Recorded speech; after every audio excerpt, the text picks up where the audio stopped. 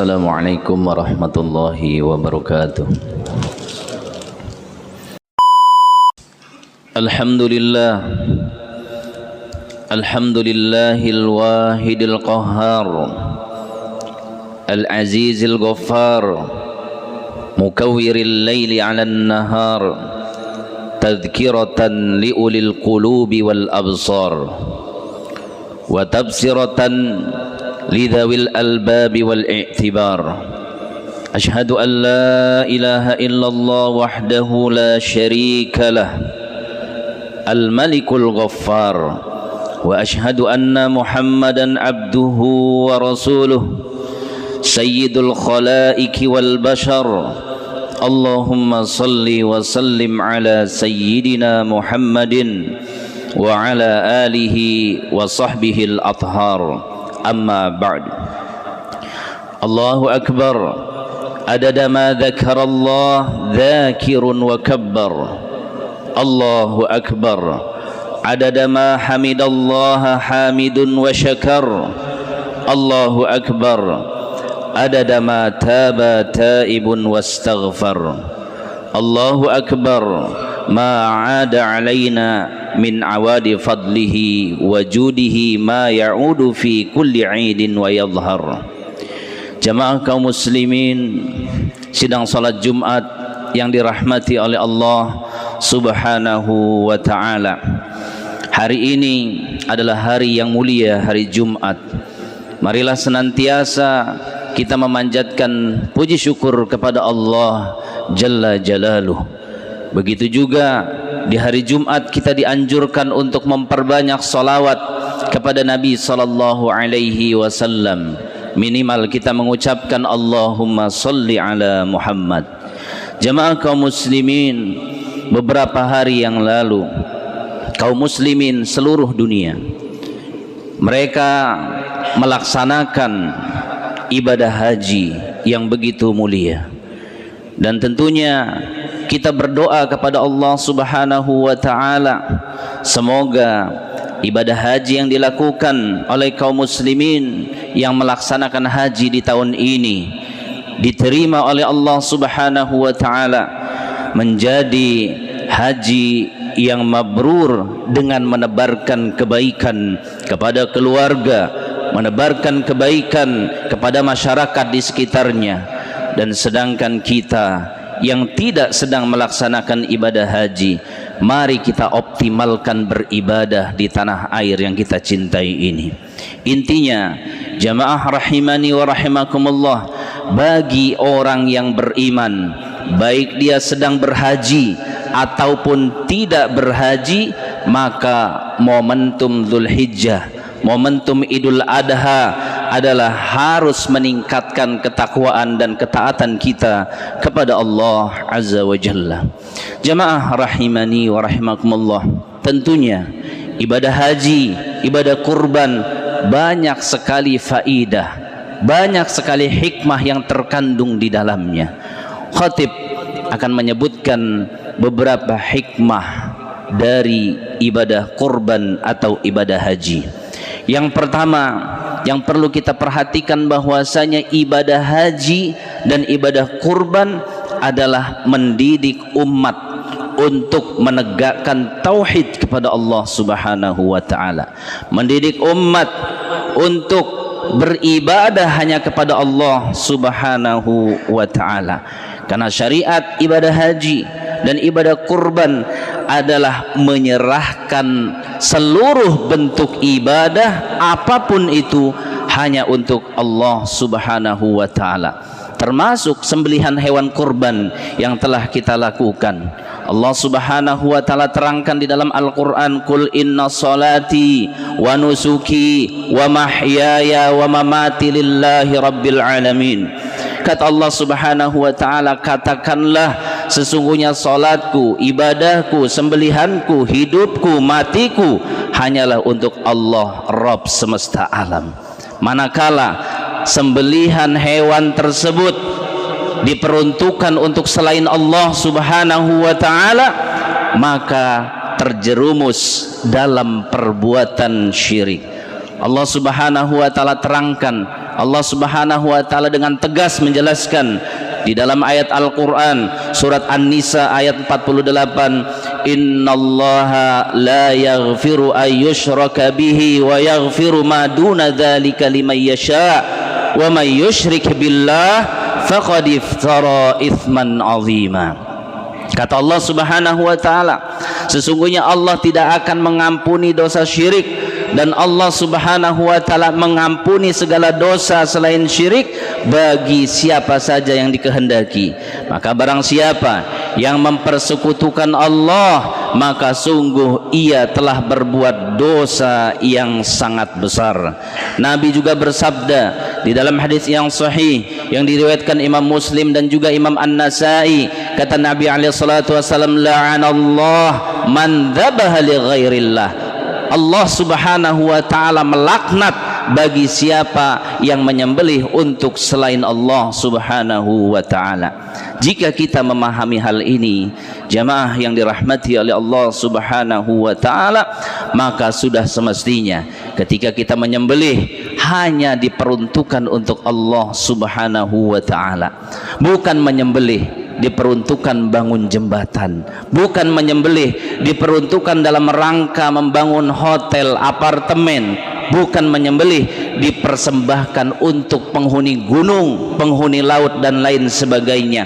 Terkhusus dalam menyembelih hewan kurban, jangan sampai di hati kita ada terbesit ingin dipuji, ingin dianggap dermawan, atau mengharap pujian manusia yang lainnya. Jemaah a'azzani Allah wa iyyakum.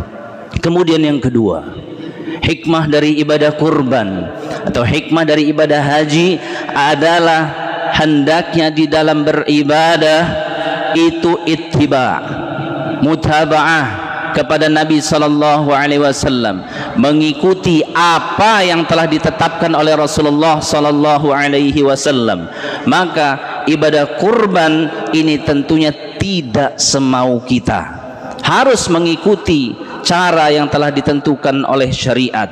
Jika tidak, maka ibadah kurban kita, haji kita tidak diterima oleh Allah Subhanahu wa taala. Bukankah seseorang yang menyembelih hewan kurban sebelum sholat Idul Adha, maka sembelihannya tidak sah? Ketika di hari raya Idul Adha, Nabi alaihi salatu wasallam bersabda, inna awwala ma nabda'u bihi yaumina hadza an nusalliya thumma narji fananhar. Kata Nabi SAW, sesungguhnya pertama kali yang akan kita kerjakan pada hari ini, yaitu hari Idul Adha, adalah sholat. Kemudian kalian kembali ke rumah, kemudian balik lagi ke lapangan untuk fananhar, yaitu menyembelih hewan kurban. Faman fa'ala dzalika faqad asaba sunnatana. Barang siapa yang melakukan itu, artinya melakukan dia sholat dulu baru menyembelih hewan kurban, maka dia telah benar di dalam menjalankan sunnah kami. Wa man dzabaha qabla ayyusalliya fa innama huwa lahmun ajjalahu li ahlihi laisa minan nusuki fi syai'.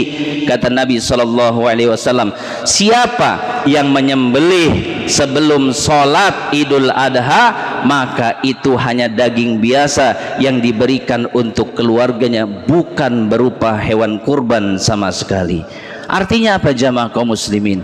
Di dalam ibadah kita bukan asal-asalan, bukan banyaknya orang yang menjadi patokan, bukan orang yang betitel jadi barometer, tidak. Tetapi patokannya adalah bagaimana ketetapan syariat Allah lewat petunjuk Nabi sallallahu alaihi wasallam. Lihatlah hewan yang akan disembelih, tidak sembarang hewan. Kemudian usianya juga, unta tidak boleh kurang dari 5 tahun, sapi tidak boleh kurang dari 2 tahun, kambing tidak boleh kurang dari 1 tahun, dan domba tidak boleh kurang dari 6 bulan. Begitu juga waktunya setelah Idul Adha sampai hari tasyrik yang terakhir, yaitu sampai matahari tenggelam. Jemaah rahimani wa rahimakumullah, di sini menunjukkan apa? Bahwasanya di dalam beribadah itu bukan asal-asalan, bukan akal-akalan. Lihatlah bagaimana nasihat Ali radhiyallahu an. Ali radhiyallahu an berkata, "Lau kana ad-dinu biwahyi la asfalal khuffi aula bil mashi min a'la." Kata Ali radhiyallahu an, sekiranya agama itu dibangun berdasarkan akal semata, sungguh mengusap khuf bawahnya itu lebih layak dari atasnya. Kenapa? Karena bawahnya yang kotor. Di dalam syariat Islam, hukum-hukum fikih mengusap khuf, maka kalau seandainya berdasarkan akal, maka bawahnya itu yang kotor. Harusnya bawahnya yang diusap, yang dibersihkan. Tetapi apa kata Ali radhiyallahu an? Waqad ra'aitu Rasulullah sallallahu alaihi wasallam yamsahu ala zahiri khuffaihi. Kata Ali radhiyallahu an, sungguh aku melihat Rasulullah mengusap bagian atas sepatunya. Jemaah rahimani wa rahimakumullah, di zaman ini kita lihat menjadi realita, tidak sedikit orang yang mengaku ahlus sunnah, akan tetapi celaan dan cacian kepada sunnah justru senantiasa dilakukan. Dan tidak sedikit orang yang ditokohkan di dalam beragama, baik tokoh masyarakat, tokoh organisasi, justru mereka yang paling semangat mengingkari hadis-hadis Nabi dan petunjuk Nabi SAW. Dan mereka kadangkala tidak malu sedikit pun ketika menolak dari ucapan-ucapan Nabi hanya karena bertentangan dengan akal. Jamaah azani Allah wa iyyakum, ibadah kurban, ibadah haji mengajarkan kita untuk tetap bertauhid kepada Allah Subhanahu wa taala. Dan di dalam ibadah, mari kita kembali kepada Al-Quran dan kepada sunnah Nabi Sallallahu Alaihi Wasallam yang diajarkan oleh para sahabat, tabi'in dan juga tabi'ut tabi'in. Aqulu qali hadza fastaghfiru innahu huwal ghafurur rahim. Alhamdulillah, alhamdulillahi hamdan katsiran tayyiban mubarakan fih, mubarakan 'alaiha kama yuhibbu rabbuna wa yarda. Wassalatu wassalamu ala Rasulillah wa ala alihi wa ashabihi wa man wala, wala haula wala quwwata illa billah. Di khutbah yang kedua ini, mari sama-sama kita berdoa kepada Allah Subhanahu wa taala agar Allah Subhanahu wa taala sudi kiranya menerima amal ibadah kita dan mengampuni dosa-dosa kita. Allahumma ighfir lil mu'minina wal mu'minat wal muslimina wal muslimat al ahya'i minhum wal amwat ya hayyu ya qayyum ya dzal jalali wal ikram. Allahumma rabbana taqabbal minna innaka antas samiul alim wa tub alaina innaka antat tawwabur rahim. Ya rabbana lakal hamdu ya dzal jalali wal ikram. Rabbana zalamna anfusana wa illam taghfir lana wa tarhamna lanakunanna minal khasirin. Rabbana hab lana min azwajina wa dhurriyyatina qurrata a'yun waj'alna lil muttaqina imama. Rabbana taqabbal minna innaka antas samiul alim wa tub alaina innaka antat tawwabur rahim. Ya Allah, di hari Jumat yang mulia ini kami titipkan keluarga kami, anak-anak kami kepadamu. Saat kami terlalu lelah untuk selalu sabar, saat kami tak mampu mengawasi setiap langkahnya, maka jagalah mereka dengan penjagaan terbaik darimu. Ya Allah, lembutkanlah hati-hati anak-anak kami agar mudah menerima kebaikan. Jauhkanlah lisannya dari keburukan, jauhkanlah mata mereka dari hal yang engkau benci, dan dekatkanlah mereka dengan teman-teman yang mencintaimu. Ya Allah, jadikan anak-anak kami tumbuh bukan hanya sehat tubuhnya, tetapi juga kuat imannya. Jika suatu hari dunia membuatnya kecewa, maka peluklah hati mereka dengan hidayah-Mu ya Allah. Jika mereka jauh darimu ya Allah, maka tarik kembali langkahnya menuju jalan-Mu.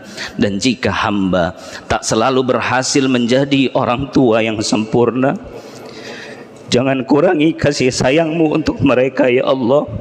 Di hari Jumat yang mulia ini, kami tidak meminta anak yang sempurna, Kami hanya memohon jadikan mereka anak yang mengenalmu, anak yang mencintaimu dan tetap kembali kepadamu meski dunia berubah berkali-kali. Ya Allah, kabulkan dan perkenankan permohonan kami ya Rabbana.